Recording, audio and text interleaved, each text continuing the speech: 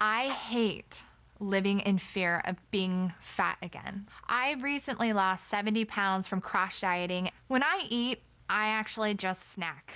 And I give all of my calories to the junk food over healthier foods. So learning how to keep the weight off and eating properly is something that I strive for.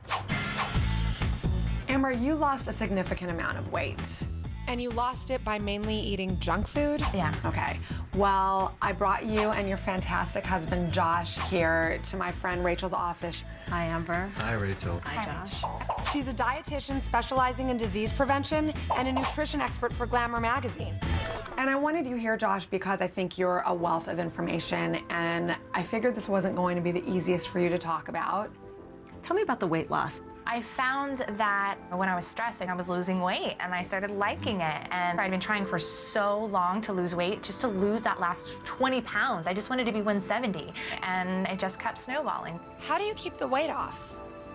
Unfortunately, I cut out meals. I'll just snack on some chips until maybe dinner, and dinner will be something very snackish. Josh, what's your impression of what Amber's eating in a typical day?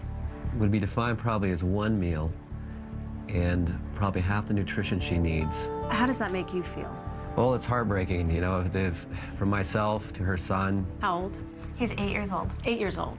So he's understanding and looking at you. Don't think for a second he's not noticing what's going on. He told me just last weekend that the wind's gonna blow me away.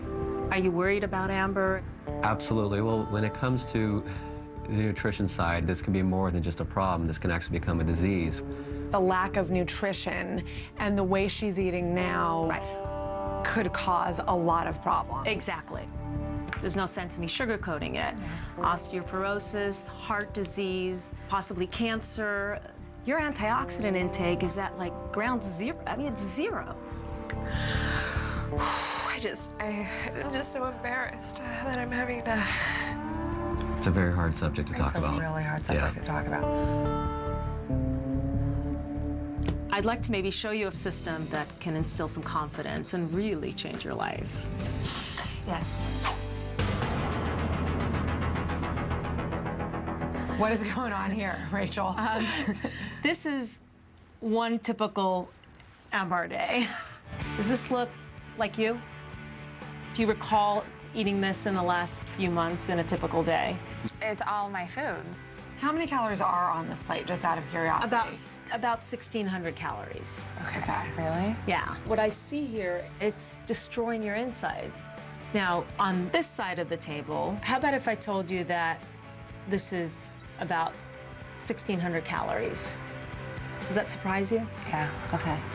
Would you? So wait a second. So every one of these plates equals this. Correct. Does that blow your mind? Because that totally just blew my mind. I wouldn't even know when to begin to even, when I would have time to even eat all of this. I just don't. What, Josh? What? I think the point is to show what one plate, what you eat every day, is equivalent to. Now, what we're going to start doing is understanding what's in these foods, what it gives you back. This was 1,600 calories.